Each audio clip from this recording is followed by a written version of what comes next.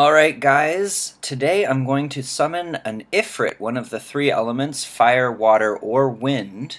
It's a random chance, and I've saved up 100 pieces from the Guild Points shop. All three of these Ifrits are really amazing. I don't have any of them, so this is going to be great for my game. And I'm also going to talk about the runes for whatever monster we get. So whether he's wind, water, or fire, I'm going to discuss some rune options. They're all very different in the way that you use them and rune them, in my opinion. And without further ado, let's do this. Summon.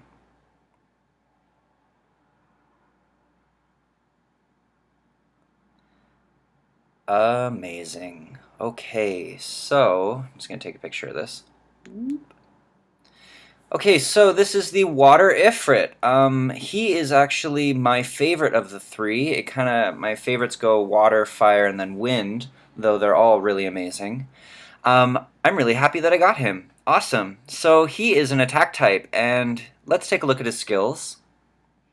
Mega Smash attacks with magical powers and inflicts continuous damage for 2 turns with a 50% chance. The damage increases according to attack speed. So if you make him fast, this will get a little bit of a attack boost, and 50% is pretty good. And I know when you max it out, I think it goes up to about a 65% chance or so. His second skill, Triple Crush, attacks the enemy 3 times with magic and weakens the defense for 2 turns with a 50% chance for each attack.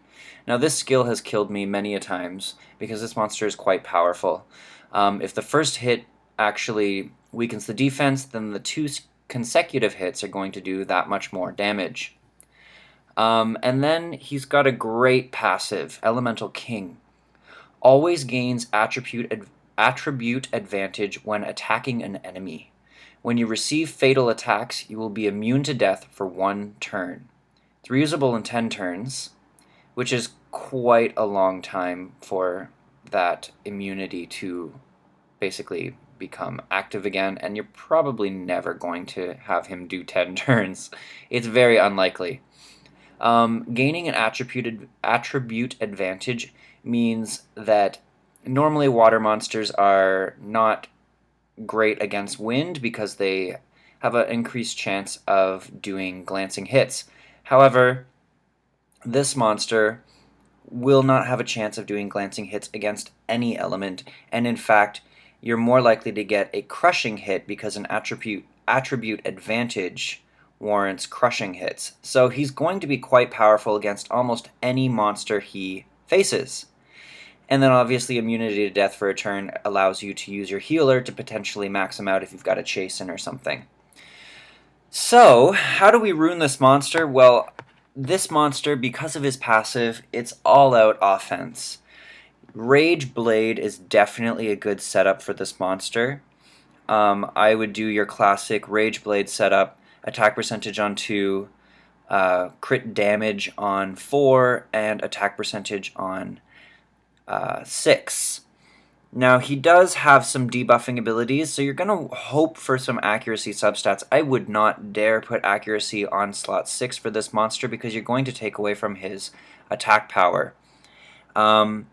The continuous damage is great for bosses, but I don't think he's kind of better for the arena, to be honest.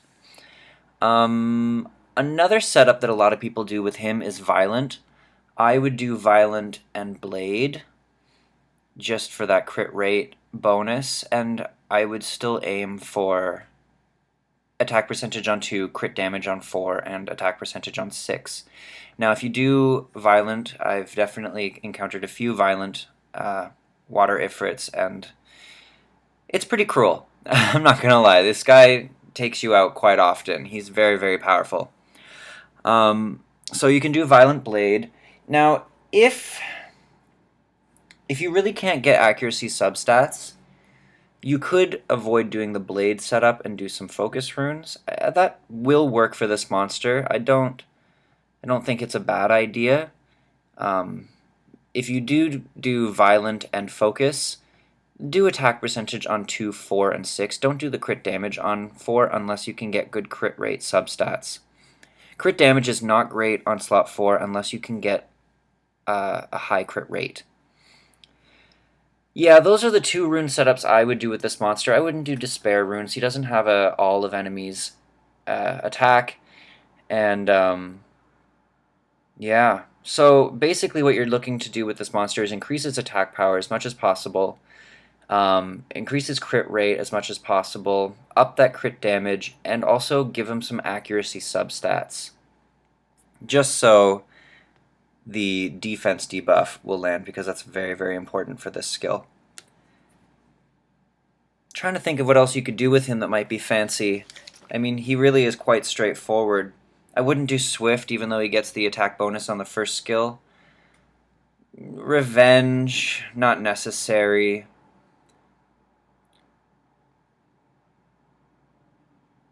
I mean, there's Vampire runes. You could try Vampire with this monster. I don't necessarily advise it. He will heal himself with every attack. I mean, he is quite powerful. So you could try Vamp runes. If you do Vamp runes, try to do the same setups. Attack percentage on 2, attack percentage on 6, crit damage on 4 with crit rate substats. That way you get the most out of it. And the fun thing with Vamp runes would be if he is almost dead, he's going to heal himself a little bit when he attacks. So, I mean, you could try that. Let me know how that goes if anybody does that. I'm probably going to do the Rage Blade setup. And yeah, so hopefully this has been helpful for you guys. I'm really happy to get this monster. He is my favorite of the 3. And leave any suggestions of your own in the comment section below if I didn't suggest something that you think might work. And till next time, peace.